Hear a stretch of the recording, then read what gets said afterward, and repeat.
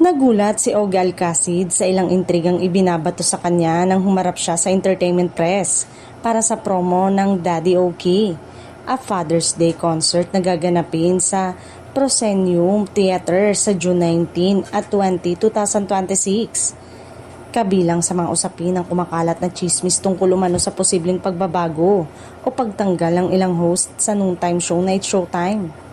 Ayon kay Ogie, wala siyang alam sa naturang usapin at wala rin daw siyang naririnig mula sa kanilang production o sa mga kasama sa programa. Hindi ko alam. Wala naman ako naririnig na ganon. Hindi ko naririnig yan.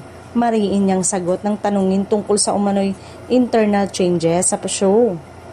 Isa pa sa naging tanong sa kanya ay ang kumakalat na balitang nakipagpulong daw si Vice Ganda sa mga executive ng GMA Network. Agad itong sinagot ni Ogie na wala siyang alam sa naturang meeting at tila nagulat pa sa detalye ng chismis na ibinabato sa kanila. Sa gitna ng usapan, naibahagi ni Ogie ang kanyang positibong pananaw kay Vice Ganda, lalo na sa mga proyektong kinabibilangan nito. Aniya kung totoo man ang mga balita tungkol sa mga bagong oportunidad, good for her.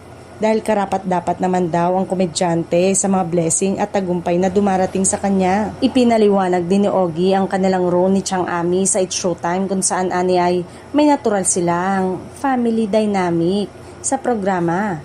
Si Chang Ami bilang mother figure at siya naman bilang father figure ng show. Dahil dito, mas nagiging komportable at masaya raw ang kanilang samahan sa harap ng kamera.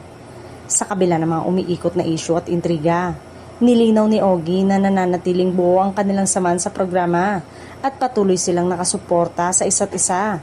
Giit pa niya, kahit may pinagdaraanan ng ABS-CBN bilang kumpanya, nananatili ang kanilang pananaw na magkapit-bisig at magtulungan bilang isang pamilya sa industriya.